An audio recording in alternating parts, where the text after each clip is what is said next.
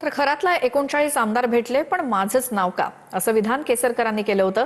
तर केसरकरांनी 39 आमदारांची नावं बाहेर काढून भांडाफोड करावा असं आव्हान अंधारेंनी दिलंय। निव्वळ ओळख असल्याबद्दल एकाबद्दल काहीतरी बोलणं हे चुकीचं आहे आणि एवढी लोक भेटून गेली, जवळजवळ 39 आमदार भेटून गेले, माझंच नाव का हा प्रश्न आहे। कसं आहे की मी शिवसेनेचं ज्यावेळेला वाईट काळ आणि संघर्षाचा काळ होता त्यावेळेला मी शिवसेनेची बाजू ही महाराष्ट्राच्या जनतेसमोर मांडली। केसरकर म्हणतात माझी चौकशी का करायची नाही, तर मग मी सगळ्यांचा भांडाफोड करेन।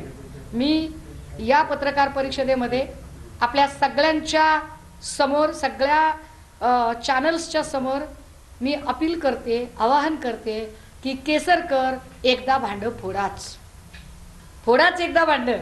ही जी कोणी 39 नावं आहेत ना, ती 39 नावं येऊ देत।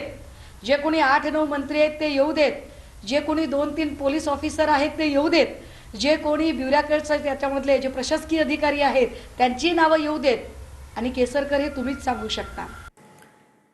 तर प्रत्येक फोटोमध्ये खरात सोबत असलेला माणूस कोण असा सवाल अंधारेंनी केलाय।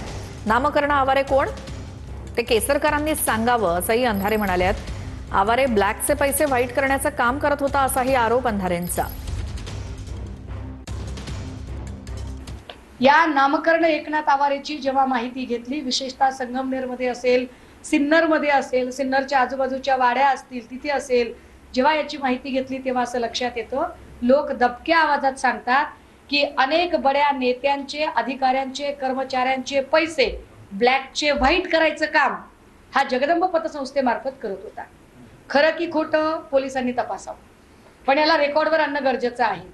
अनेक लोकांचे ब्लॅकचे पैसे व्हाईट करण्याचं काम हा माणूस करतो, हा जगदंब पतसंस्थेचा माणूस आहे।